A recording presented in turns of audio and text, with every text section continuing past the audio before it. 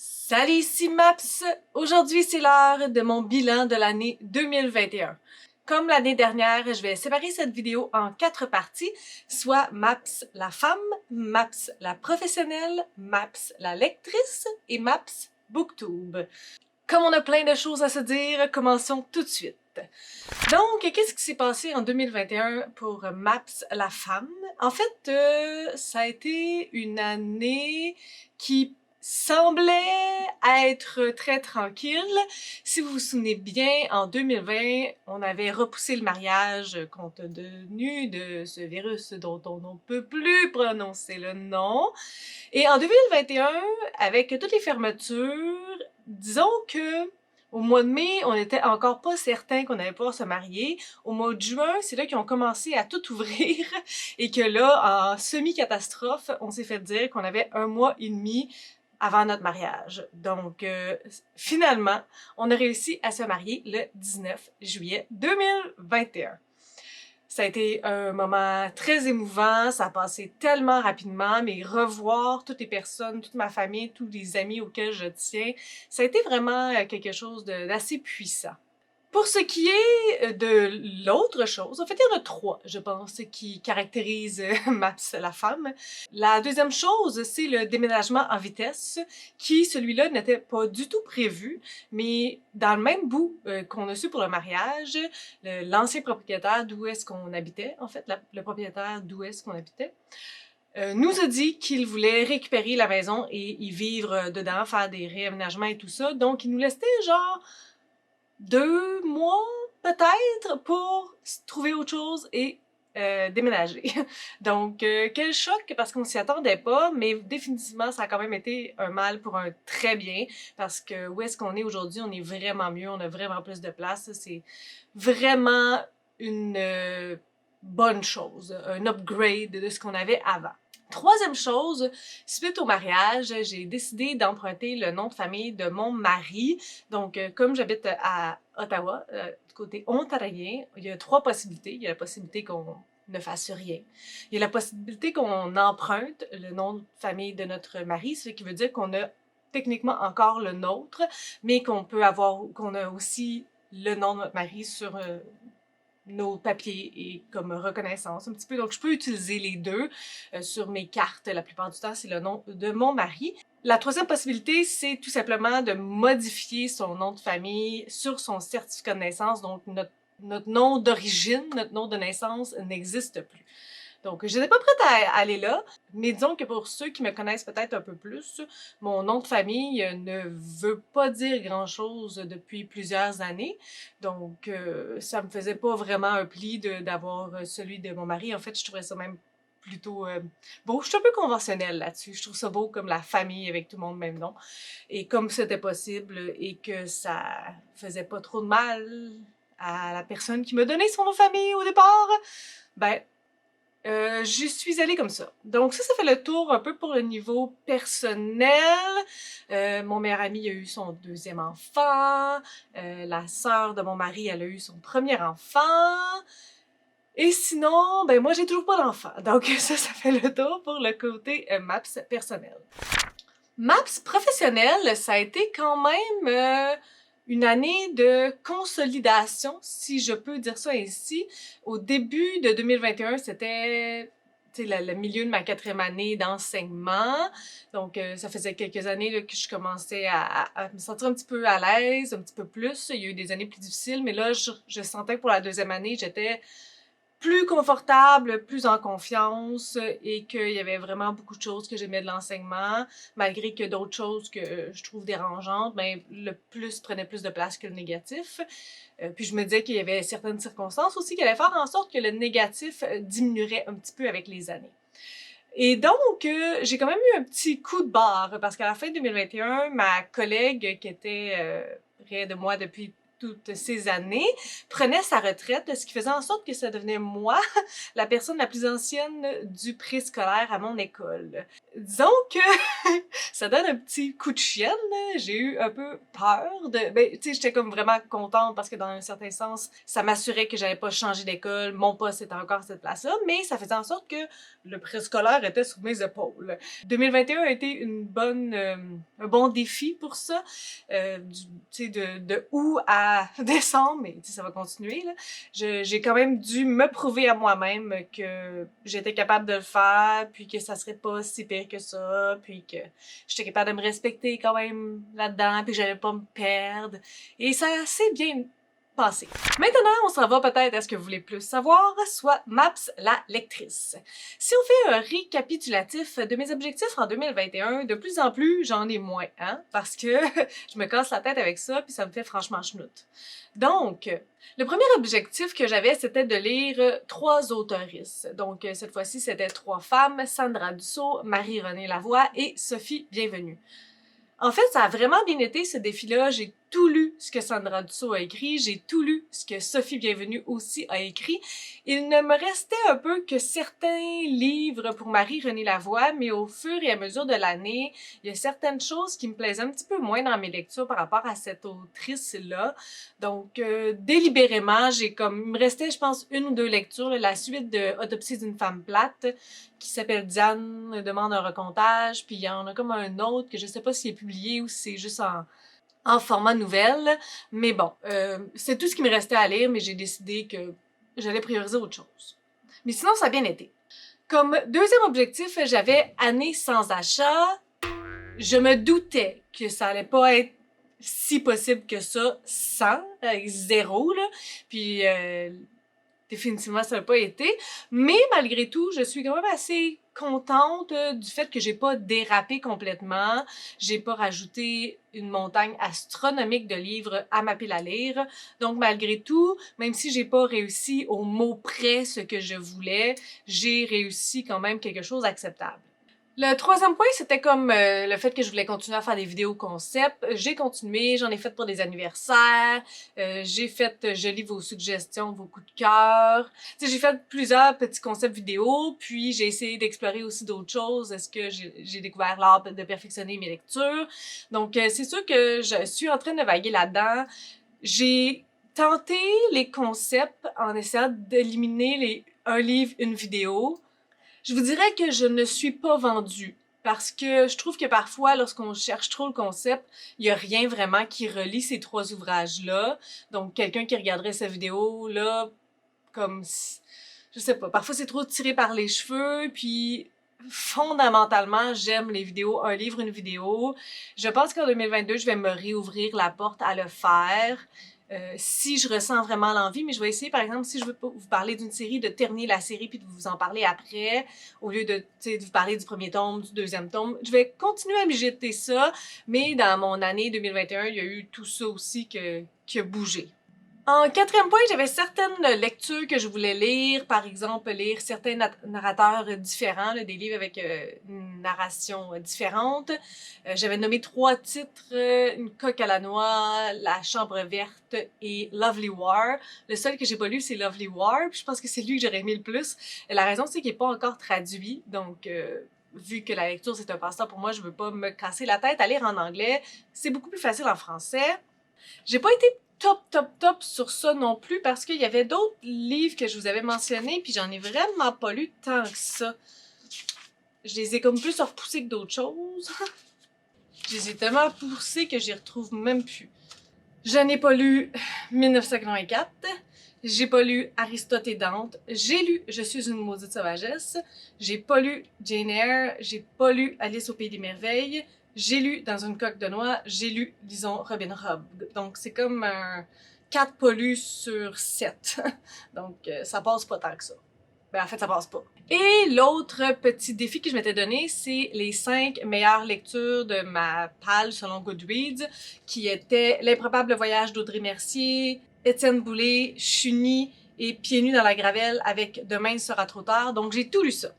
Allons maintenant aux statistiques. Donc, j'ai lu un total de 176 livres en 2021. Ouais, la pandémie est pas finie, on a bien du temps pour lire. Ce qui équivaut à un total de 47 435 pages.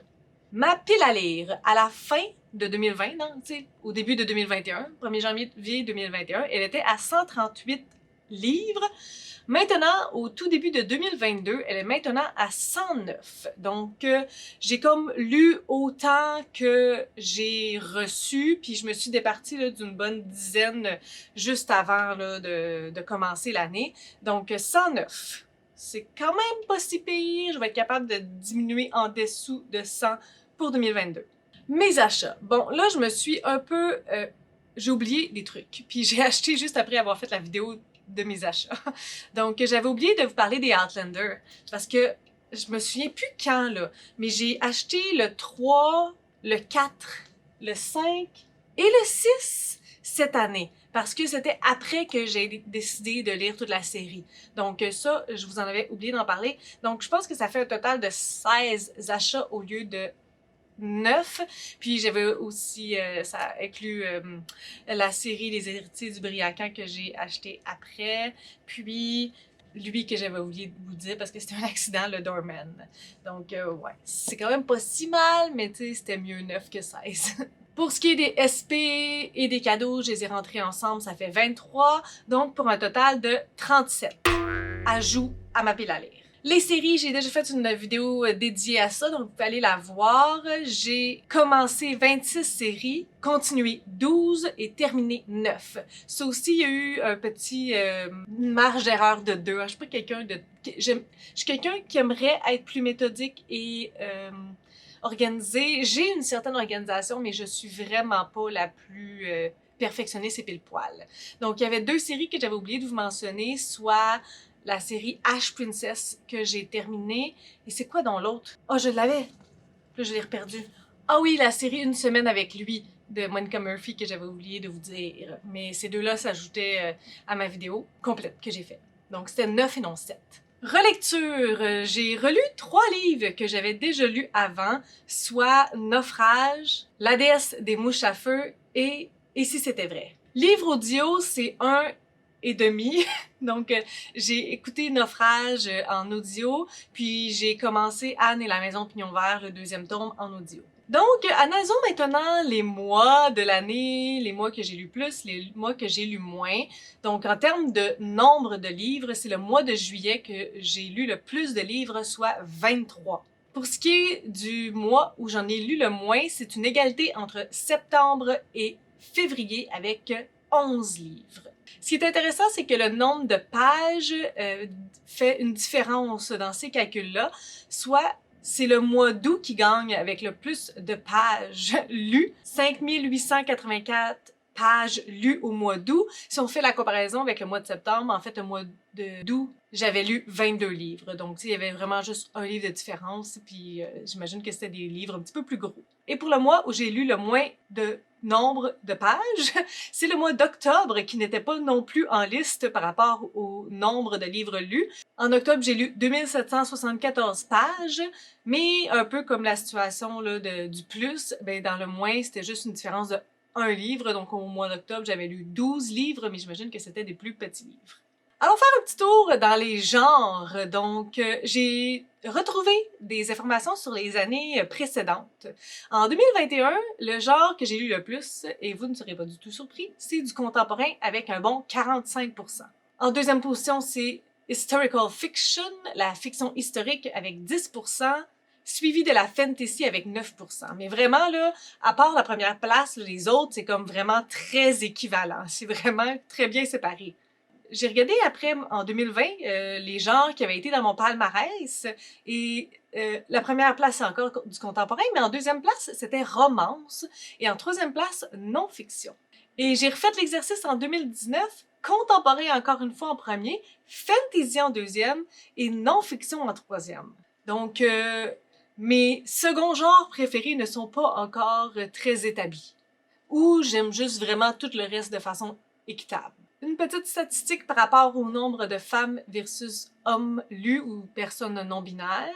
Donc 70% de femmes lues cette année, c'est quand même, ma foi, notable. Pour ce qui est des lectures BIPOC, c'est quand même pas beaucoup plus qu'avant, mais quand même un petit peu plus que 2020. Fait que quelque chose comme autour de 15% de lectures BIPOC. Puis pour ce qui est de la communauté LGBTQ+, les auteuristes, je regarde pas vraiment les personnages, mais plus les auteuristes eux-mêmes. Ça, c'est quand même une bonne augmentation, mais disons que ma statistique de 2020, elle faisait vraiment peur. C'était comme 0,05%, là.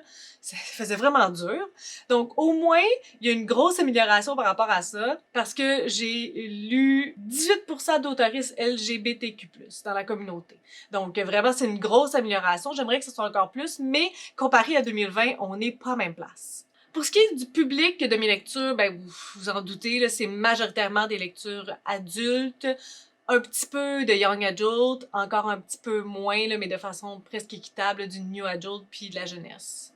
De la littérature jeunesse. Et d'où proviennent mes lectures? Ben, c'est ça le bas qui blesse.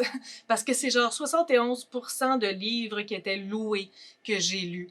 Donc, tout le reste, c'est mes SP puis les livres qui proviennent de ma part, donc juste 30%. Ce qui équivaut quand même à 51 livres, mais ce qui est vraiment pas la plus grande partie de ce que j'ai lu cette année. Pour ce qui est des origines des auteuristes, c'est vraiment une grande majorité québécoise.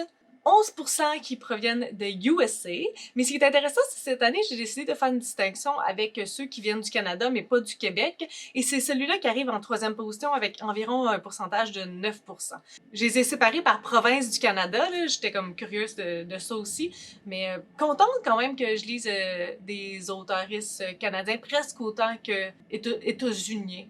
qui viennent des États-Unis. J'ai lu 57% de nouveaux auteurs, donc quand même presque 50% d'auteurs que je relis versus des nouveaux, c'est quand même intéressant. J'ai lu le plus la maison d'édition Librex, Libre Expression, pas très surprise de ça. En deuxième place, Urtubise et en troisième place, Québec-Amérique. Une petite statistique de couleur, et ça, ma foi, c'est quand même bien intéressant. La couleur de couverture qui revient le plus dans mes lectures de 2021, c'est bleu, suivi du noir et du blanc. Et j'ai regardé pour le plaisir les couvertures de 2020 et c'était encore le bleu en premier, mais il y a juste un échange, le blanc en deuxième et le noir en troisième. Je lis majoritairement ces trois couleurs tout le temps. C'est quoi cette affaire-là? C'est donc bien étrange. Et petite statistique, je dis ça juste pour Sous le ciel. En faisant le top de, tu sais, ma tier ranking, là, dans mes girafes, j'ai remarqué qu'il y avait 4 couvertures roses. Et ma foi, savez-vous quoi? Je n'ai lu que 7 livres avec des couvertures roses en 2021. S'il y en a 4 qui se retrouvaient dans les tops sur 7, c'est quand même une méchante bonne moyenne. Je devrais viser les lectures roses en 2022 pour avoir des gros coups de cœur. Et deuxième statistique, mais il n'y a vraiment pas rapport là-dessus, mais je vais dire, je sais que Sous le ciel va être contente que je le dise. J'ai remarqué que dans ma section ornithorynque, il y avait 3 couvertures avec des arbres. Que penser de ceci? Et finalement, ben, j'ai regardé les auteuristes que j'ai lus le plus, mais là, il y a vraiment zéro suspense là-dessus parce que c'est les 3 autrices que j'ai lues cette année, que je voulais lire toutes leurs œuvres. Donc, Sandra Dussault en premier, Marie-Renée Lavoie et Sophie Bienvenue en troisième. Donc, no surprise there. Et pour ce qui est de Maps Booktube, ça a été quand même une année, ma foi, assez tranquille, surprenamment, tranquille sur certaines choses. On refait tout le temps les mêmes concepts qu'on aime. On continue à faire des zooms avec la Familia Booktube. On fait encore des lectures communes. En janvier, j'ai eu la monétisation de ma chaîne, donc ça, c'était quand même très cool comme petit life goal. Chain goal? Channel goal? J'ai fait des entrevues avec Geneviève Boucher, avec Sandra Dussault. J'ai fait une vidéo avec la Bibliomaniaque. On a fait une lecture commune. On a fait une lecture commune aussi avec Booktube Québec pour le sabbat des éphémères. C'est même ça s'appelle. Ariane Gélina, je vais vous mettre l'image. Il y a eu encore le readathon au mois d'avril. Au mois de mai, c'était plus tranquille. Au mois de juin, il y a eu Mets du bleu sur ta palle. On a fait des lives. Il y a eu 4 lives avec Kim, quatrième de couverture, avec Sylvain, avec Annie-Claude, en compage, et une lectrice compulsive. Durant l'été, il y a eu le défi livresque estival. Au mois d'août, Karine, la bouquineuse, elle a commencé un défi, le défi des fiertés. janvier. À la fin août, début septembre, il y a eu la rentrée livresque. J'ai fait une vidéo live avec Sylvain, un live avec une lectrice compulsive. Durant l'été, j'ai vu Daphné et son conjoint. J'ai vu Karine.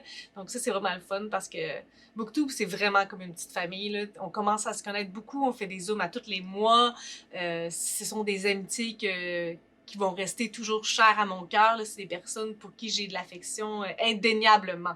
Au mois d'octobre, on a fait un autre live, Sylvain et moi. Au mois de novembre, c'était plutôt tranquille. Il y a eu la dernière fois de Québec en novembre. Et au mois de décembre, ben, il y a eu le calendrier de l'Avent, il y a eu les swaps. Donc, il y a quand même eu beaucoup de choses qui se sont passées sur ma chaîne. Il y a eu le gala du roman québécois pour la première fois. Je m'en avais complètement oublié. J'ai sûrement oublié d'autres choses aussi. Le week-end s'en signait. J'espère que j'en oublierai pas trop, là. Mais définitivement, pour tout ça, c'était quand même une belle année.